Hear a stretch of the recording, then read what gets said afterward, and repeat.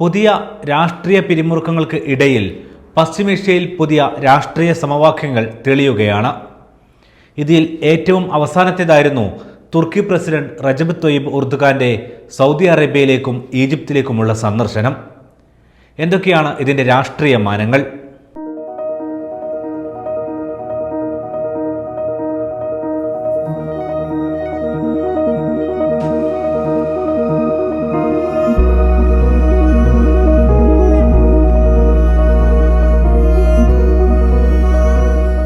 അപ്രവചനീയമാണ് middle ഈസ്റ്റിലെ രാഷ്ട്രീയ സമവാക്യങ്ങൾ. ഒറ്റ ദിനം കൊണ്ട് എല്ലാം കലങ്ങിമറിയാം. ഇന്നലെ രണ്ട് ചേരിയിലുള്ളവർ പൊടുന്നനെ ഒറ്റക്കെട്ടായി ഒരു വശത്ത് നിൽക്കും. സ്വപ്നത്തിൽ പോലും പിരിയില്ലെന്ന് കരുതുന്നവർ രണ്ടു ചേരിയിലായി നിഗൂഢമായ നിശബ്ദതയോടെ ശീതസമരത്തിലാകും. അതിന്റെ മാജിക്കിലൂടെ ഗൾഫും മിഡിൽ ഈസ്റ്റും ഇപ്പോൾ കടന്നു പോവുകയാണ്. ഇത് കഴിഞ്ഞയാഴ്ച സൗദിയിലെ കാഴ്ചയാണ്. തുർക്കി പ്രസിഡന്റ് റജബ് തൊയ്യിബ് ഉർദുഗാന്റെ വരവ്.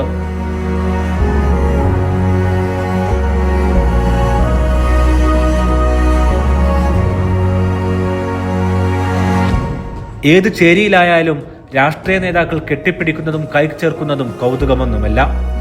പക്ഷേ രാഷ്ട്രീയ നിലപാടുകളിൽ വ്യത്യസ്ത ചേരിയിൽ തന്നെയാകും അവർ മടങ്ങുക.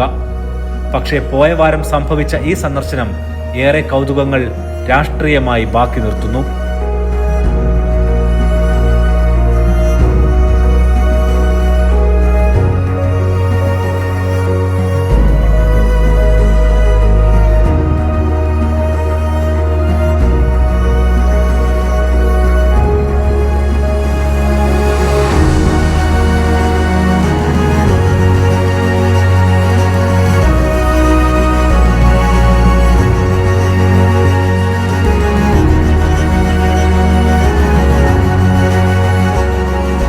തുർക്കി പ്രസിഡന്റും സൗദി കിരീടാവകാശിയും തമ്മിൽ നടന്ന ചർച്ചയ്ക്ക് ശേഷം പുറത്തിറക്കിയ പ്രസ്താവനയാണ് മാധ്യമശ്രദ്ധ നേടിയത്. ഒരേ ചേരിയിൽ നിന്ന് ഒരേ സ്വരത്തിൽ യമനും സുഡാനും സൊമാലിയക്കും സിറിയക്കും വേണ്ടി ഇരുവരും ഒന്നിച്ചു സംസാരിച്ച ദിനം.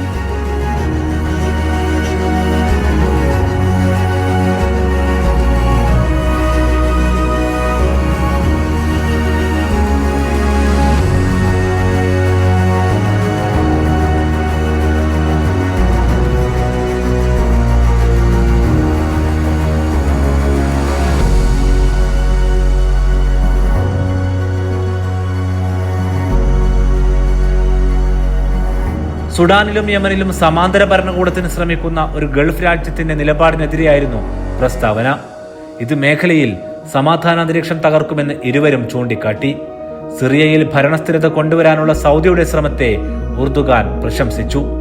സോമാലിയയെ പിളർത്തി സോമാലിലാൻഡ് സൃഷ്ടിച്ചതിനെ തള്ളിയ ഇരുവരും മേഖലയിലെ ഛിദ്രശക്തികൾക്കെതിരെ ഒരുമിച്ച് നിൽക്കുമെന്ന് പറഞ്ഞു. യമനിലും സുഡാനിലും നിയമാനുസൃത ഭരണകൂടത്തിനെതിരെ വിഭജനക്കാർക്ക് പിന്തുണ നൽകുന്ന നീക്കങ്ങൾ പാടില്ലെന്നും ഇരുവരുടെയും പ്രസ്താവന ചൂണ്ടിക്കാട്ടുന്നു.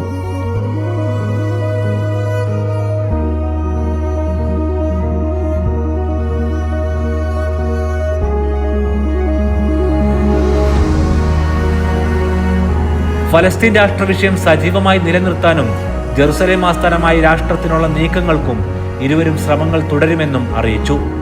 ഇസ്രായേലിന്റെ ഗസയിലെയും തുടരെയുള്ള അധിനിവേശത്തെ തടയാനുള്ള ശ്രമങ്ങളും സമ്മർദ്ദവും തുടരുമെന്നും ഇരുവരും ചൂണ്ടിക്കാട്ടി. വിവിധ രാഷ്ട്രീയ വിഷയങ്ങളിൽ ഭിന്നചേരിയിൽ നിന്ന് തുർക്കിയും സൗദിയും ഒരേ ചേരിയിലേക്ക് മാറുന്ന കൗതുകം ഈ സന്ദർശനത്തിലുണ്ട്. തുർക്കി വീണ്ടും സന്ദർശിക്കാനുള്ള ഉർദുഗാന്റെ ക്ഷണം സൗദി കിരീടാവകാശി സ്വീകരിക്കുകയും ചെയ്തു. വിവിധ മേഖലകളിലായി നിരവധി കരാറുകളും ഇരുവരും ഒപ്പുവച്ചു.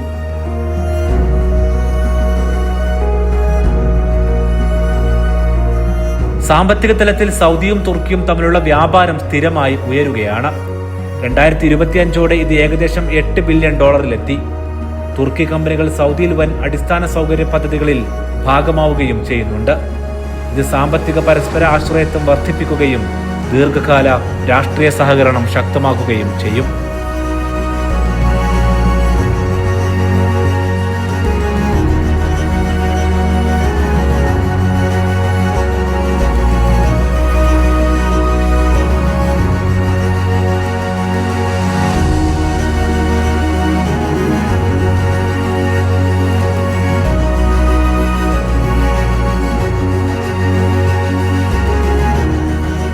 ഈജിപ്തുമായി ബന്ധപ്പെട്ടും ഈ സന്ദർശനം ചരിത്രപരമായി മാറി.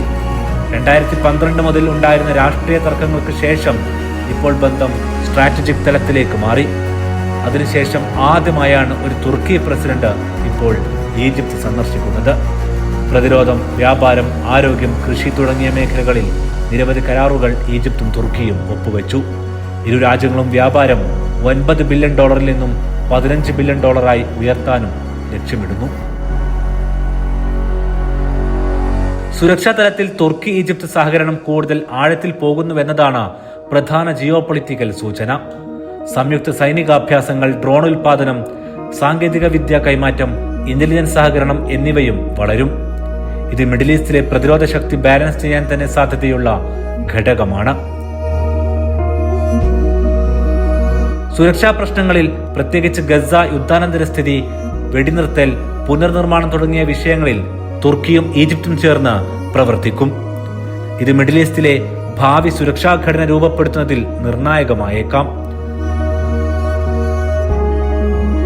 ജിയോ പൊളിറ്റിക്കൽ ചിത്രം നോക്കുമ്പോൾ ഇത് മൾട്ടി പോളാർ മിഡിൽ ഈസ്റ്റ് രൂപപ്പെടുത്തുന്നതിന്റെ ഭാഗമാണെന്ന് കാണാം. അമേരിക്കയെ മാത്രം ആശ്രയിക്കാതെ മേഖലാ ശക്തികൾ തമ്മിൽ നേരിട്ട് സഹകരണം വർദ്ധിപ്പിക്കുന്ന ഘട്ടത്തിലേക്കാണ് നീക്കം. അത് പക്ഷേ US സമ്മതിക്കുമോ എന്നതാണ് അവശേഷിക്കുന്ന ചോദ്യം.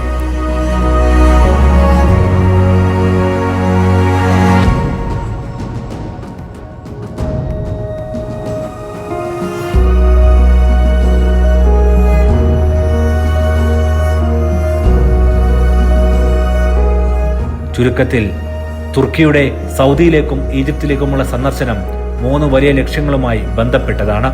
ഒന്നാമത്തേത് തുർക്കിയുടെ അറബ് ലോകത്തിലേക്കുള്ള സ്ട്രാറ്റജിക് തിരിച്ചുവരവ്. രണ്ടാമത്തേത് പ്രതിരോധ, ഊർജ, സാമ്പത്തിക മേഖലകളിൽ പുതിയ മേഖലാ സഹകരണ നെറ്റ്വർക്ക്. മൂന്നാമത്തേത് ഭാവിയിൽ പുതിയ മേഖലാ ശക്തി ബ്ലോക്ക് രൂപപ്പെടാനുള്ള സാധ്യത. ഈ മാറ്റങ്ങൾ ദീർഘകാലത്തേക്ക് മിഡിൽ ഈസ്റ്റിലെ രാഷ്ട്രീയ ഭൂപടത്തെ തന്നെ മാറ്റാൻ സാധ്യതയുള്ളവയാണ്.